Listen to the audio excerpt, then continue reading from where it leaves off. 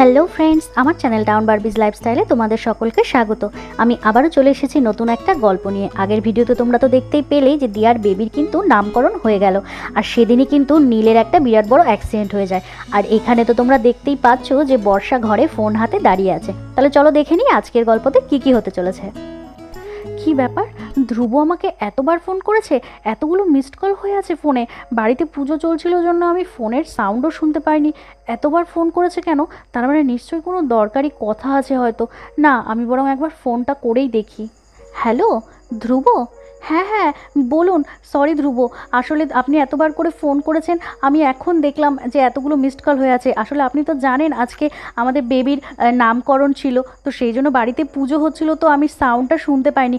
বলুন, আপনি এতবার করে ফোন করেছেন, কোনো দরকারে ফোন করেছেন নিশ্চয়ই। বলুন কি বলবেন। এভাবে কেন বলছেন ধ্রুব? বলুন না, কি হয়েছে? সব ঠিক আছে তো? নীলদা? কি হয়েছে নীলদার? কি বলছেন কি? কখন হলো এসব? কোথায়? কোন হাসপাতালে আছে? হ্যাঁ হ্যাঁ হ্যাঁ, আমি এক্ষুনি চলে আসছি। কি করে হলো এসব? হে ভগবান, এসব কি হলো? কেন হলো ঠাকুর? এরকম কেন করলে? ছোটদামি ঠিক হয়ে যাবে তো? আমি এখন বাড়ির লোককে কি বলবো, ছোট বৌদিকে কি বলবো? আমি কিছুই বুঝতে পারছি না, আমি কি করব এখন। বর্ষা তো এখানে নীলের খবর শোনা মাত্রই ঘরে কান্নাকাটি শুরু করে দিয়েছিল, আর তখনই সেই ঘরে নেহাও চলে আসে। এই বর্ষা, তুমি এখানে? আমি তো তোমাকেই ডাকতে এলাম। চলো, আমি তো সবাইকে প্রসাদ দিচ্ছি, তুমি প্রসাদ খাবে না? তোমার প্রসাদ বাড়া হয়ে গেছে। হ্যাঁ হ্যাঁ বৌদি, প্রসাদ, হ্যাঁ প্রসাদ খাবো, কিন্তু বৌদি আমাকে না একটু বেরোতে হবে। আমি পরে এসে প্রসাদ খাচ্ছি, তুমি আমার প্রসাদটা রেখে দাও। কি? পরে এসে প্রসাদ খাবে মানে? বর্ষা, কি হয়েছে তোমার? তুমি তো এই ধরনের কথা কোনো সময় বলো না। আর তুমি কার সাথে ফোনে কথা বলছিলে? এই বর্ষা, দেখি তুমি কাঁদছো, তোমার চোখে জল কেন? কি হয়েছে? এই বর্ষা বলো না, চুপ করে আছো কেন? বড় বৌদি, আমি তোমাকে কিভাবে বলবো, আজকে এত ভালো একটা দিন, আমাদের সাথে এত খারাপ হবে কেন বড় বৌদি? এ কি বর্ষা, তুমি এভাবে কাঁদছো কেন? কি হয়েছে? এবার কিন্তু আমার ভীষণ ভয় করছে। বলো না, কারো কিছু হয়নি তো? সব ঠিক আছে তো? বর্ষা, কি হয়েছে, কাঁদছো কেন? বড় বৌদি, আমি তোমাকে কিভাবে বলবো সেটাই তো বুঝতে পারছি না। কেন হলো বলো তো আমাদের সাথে এরকম? বড় বৌদি, এক্ষুনি ধ্রুব আমাকে ফোন করলো, আর ফোন করে বললো ছোটদাপাড়ার একটা রোড অ্যাক্সিডেন্ট হয়েছে, ভীষণ ক্রিটিক্যাল অবস্থা, সবাই মিলে হসপিটালে নিয়ে গেছে, আর বড়দাভাই ওখানেই গেছে। কি করে ছোট বৌদিকে সব বলবো? কি কি বলছো কি বর্ষা এসব? নীলের অ্যাক্সিডেন্ট? না না, তোমার মনে হয় কোথাও ভুল হচ্ছে, তুমি ভুল শোনোনি তো? হে ভগবান, বাড়িতে এত ভালো একটা শুভ অনুষ্ঠান হচ্ছিল, আর ছেলেটা বাড়িতে না থেকে বাইরে কেন যে থাকলো? এরকম একটা বিপদ ঘটে বসলো। আর তোমার দাদা কি ওই জন্যই তাড়াহুড়ো করে বাইরে বেরিয়ে গেল? আমাদের কিচ্ছুটি বললো না। বর্ষা, এবার কি হবে?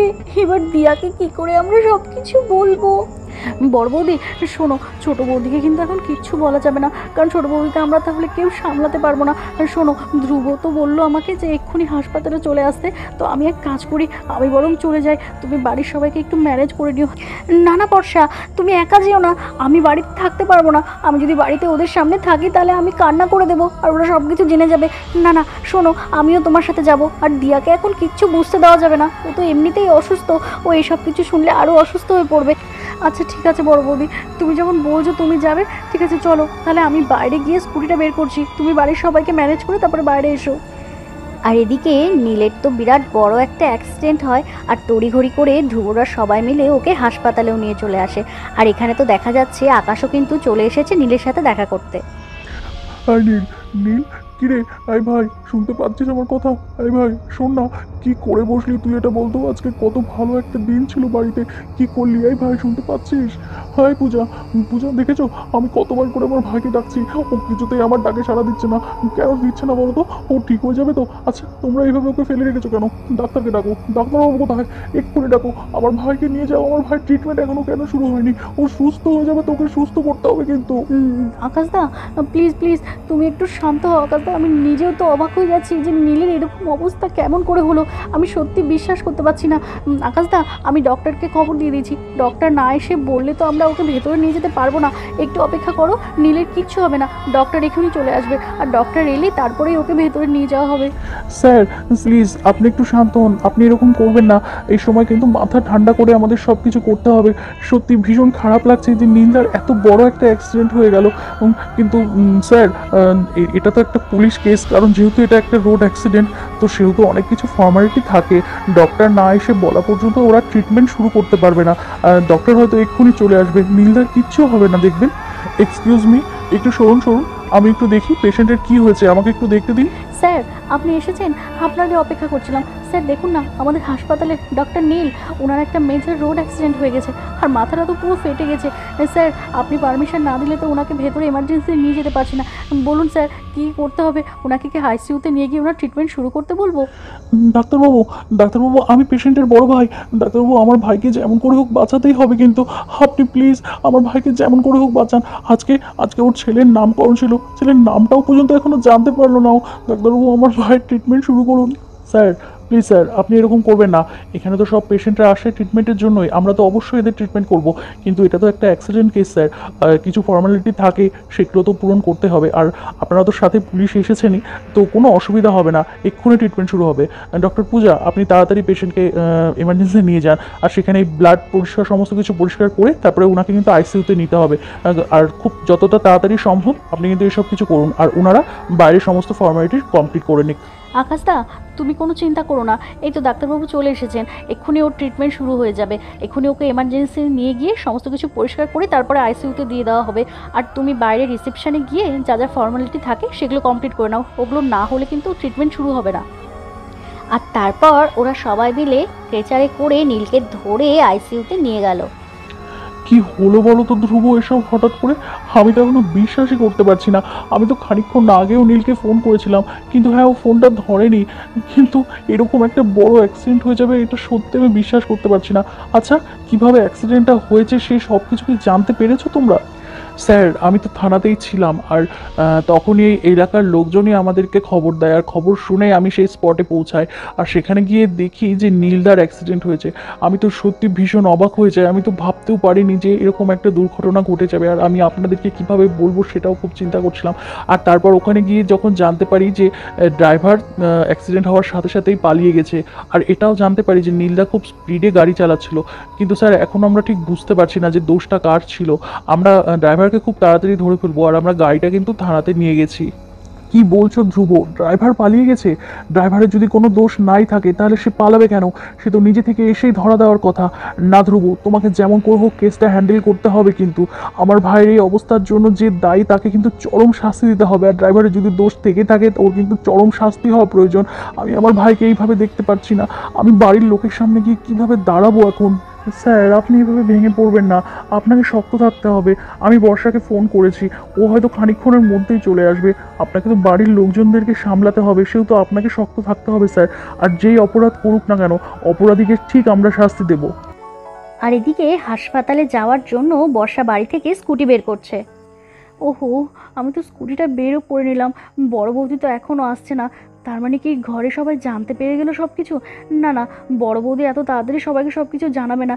ইস, কী যে টেনশন হচ্ছে, মনে হচ্ছে কখন গিয়ে ছোটদা ভাইকে দেখবো, খুব চিন্তা হচ্ছে। বর্ষা নেহার কথা ভাবতেই এখানে নেহাও হাসপাতালে যাবে জন্য বাইরে বেরিয়ে আসে। এই বর্ষা, এসেছি গো আমি। বাপরে, কতটা ম্যানেজ করে আসতে হলো। বাড়ির সবার তো কত প্রশ্ন, সবার প্রশ্নের উত্তর দিতে দিতে আমি হাঁপিয়ে গেলাম। আর এদিকে আমার তো ভীষণ চিন্তা হচ্ছে, আর কান্নাও পাচ্ছি যে নীলকে কখন দেখবো। তুমি কখন থেকে বাইরে দাঁড়িয়ে আছো? এই বর্ষা, তোমার কি কারোর সাথে ফোনে কথা হয়েছে? আর নীল কেমন আছে গো? আর কি কিছু জানতে পারলে? না না বড় বৌদি, আমি আর কোনো খোঁজ পাইনি। আমি ধ্রুবকে একবার ফোন করলাম, কিন্তু ও ফোনটা ধরলো না। আসলে ও তো বললো যে ওরা সবাই মিলে হাসপাতালে নিয়ে গেছে নীলদাকে, আর সেখানে হয়তো বা ডক্টরদের সাথে কথা বলছে, ওই জন্য ফোনটা ধরলো না। আর বড়দাও তো ওখানেই আছে, কিন্তু বড়দাকে ফোন করতে আমার ভীষণ ভয় করলো গো, ওই জন্য ফোন করতে পারলাম না। বড় বৌদি চলো, আমার নীলদাকে দেখার জন্য প্রাণটা ছটফট করছে। আচ্ছা বড় বৌদি, ছোটো বৌদি কিছু বুঝতে পারেনি তো? আর বলো না বর্ষা, সে মেয়েকে কি আর বিশ্বাস করানো যায়? কত প্রশ্ন ও তো প্রশ্ন করেই যাচ্ছে যে এক্ষুনি পূজা হলো, এক্ষুনি কোথায় যাবে, তোমরা প্রসাদ মুখে দিলে না, কোথায় যাবে বলো, আমাকে বলো। আমি তো ওকে বারবার করে বললাম যে বাজারে আমাদের একটু দরকার আছে, একটা জিনিস ছাড়া পড়ে গেছে, সেটা আনতে যেতে হবে, আর আজকেই যেতে হবে সেটা। সে কিছুতেই বিশ্বাস করে না। আর ও তো সমানে নীলকে ফোনে ট্রাই করে যাচ্ছে যে নীল বাড়িতে কখন আসবে, কখন প্রসাদ খাবে, এই সব কিছু বলে যাচ্ছে। আমার ওকে দেখে ভীষণ কান্না পাচ্ছে বর্ষা, আমি ওর সামনে থাকতেই পারছি না, আমার ভীষণ কষ্ট হচ্ছে। চলো বর্ষা, দেরি করে লাভ নেই, আমরা তাহলে এখান থেকে যাই। বড় বৌদি, সাবধানে ওঠো, আগে চলো আমরা গিয়ে নিজেরা দেখে আসি, তারপরে বাড়ির সবাইকে জানানো যাবে। নেহার বর্ষা স্কুটিতে করে হাসপাতালের দিকে রওনাই হতে যাবে, আর তখনই ঠিক পেছন থেকে দিয়া ঘর থেকে বাইরে বেরিয়ে এসে নেহাদের ডাকতে শুরু করে দেয়।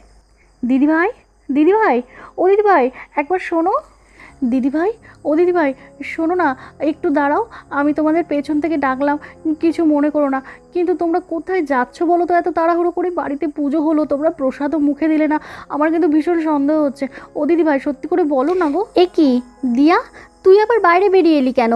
ওহো, আমি তো তোকে বললাম যে আমরা একটু বাজারে যাচ্ছি, একটু দরকারি একটা জিনিস, সেটা আজকেই দেওয়ার কথা, ওই জন্য মনে পড়লো ফট করে, তাই যাচ্ছি। তুই আবার বাইরে বেরিয়ে এলি কেন? পুচকুটা ঘরে আছে, ও তো তোকে না দেখতে পেলে কান্নাকাটি করবে। যা, তুই ঘরে যা। না না, পুচকু কাঁদবে না, আমি ওকে ঘুম পাড়িয়ে দিয়েছি, ওকে ঘুম পাড়িয়ে তারপরে বিছানায় শুয়ে দিয়ে এসেছি। কিন্তু দিদিভাই, তোমরা এত তাড়াহুড়ো করে কোথায় যাচ্ছ? আমার সত্যি তোমাদের কথা একদম বিশ্বাস হচ্ছে না। আর জানো তো, আমার মনে না ভীষণ কু ডাকছে, মনটাও ভীষণ অস্থির লাগছে। তোমার ভাইকে কতবার ফোনে ট্রাই করছি, কিছুতেই ফোনটা ঢুকছে না, জানো তো, নট রিচেবল নট রিচেবল বলছে। আচ্ছা দিদিভাই, সব কিছু ঠিক আছে তো? আমার মনটা এরকম কেন লাগছে বলো তো? ও দিদিভাই, তোমরা সত্যি কথা বলছো তো? তোমরা সত্যি বাজারেই যাচ্ছ তো? আসলে তুমি তো এভাবে পুজো শেষ হওয়ার পরে প্রসাদ না খেয়ে কোথাও যাও না, তাই আমার ভীষণ সন্দেহ হচ্ছিল, তাই জন্যই আমি তোমাদের পেছন থেকে ডাকলাম। বড় বৌদি, চলো এবার ওঠো, এবার তো আমাদের যেতে হবে, আমাদের তো অনেকটা দেরি হয়ে গেল। আর দোকানটা কিন্তু বন্ধ করে দেবে, যেই জিনিসটার জন্য আমরা যাচ্ছি সেটা কিন্তু আর আনা হবে না। চলো, এসে তারপরে কথা বলো। এই দিয়া, এরকম করিস না, লক্ষ্মী বোন আমার, তুই এরকম করলে কেমন করে হবে বলতো? আর আজকে আমাদের বাড়িতে পুজো হলো, খারাপ কিছু হতেই পারে না, দেখবি সব কিছু ভালোই হবে। আর নীলের জন্য এত চিন্তা করিস না, ও সময় হলে ঠিক ফোন করবে।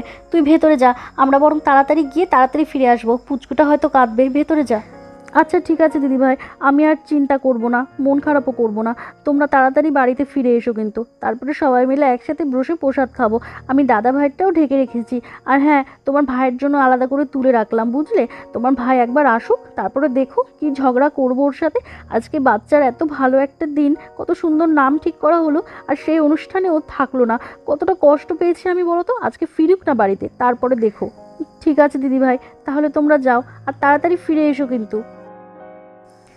আর তারপর নেহা আর বর্ষা দুজনে মিলে হাসপাতালে নীলকে দেখতে চলে যায়, আর দিয়াও বাইরে মন খারাপ করে দাঁড়িয়ে থাকে। তাহলে বন্ধুরা, তোমরা তো এখানে দেখতেই পেলে নীলের অ্যাক্সিডেন্টের খবর শুনে নেহা আর বর্ষা কিন্তু ভীষণ কান্নাকাটি করে, আর বাড়ির আর কাউকে কিন্তু ওরা কিচ্ছু জানায় না। তাহলে আগামী পর্বগুলোতে কি হতে চলেছে তোমরা কেউ কিন্তু দেখতে মিস করো না। আর আজকের গল্পটা তোমাদের কেমন লাগলো কমেন্ট করে কিন্তু অবশ্যই জানিও। তাহলে আজকের মতো গল্পটা এখানে শেষ করছি, তোমরা সবাই ভালো থেকো, সুস্থ থেকো, সাবধানে থেকো, টাটা।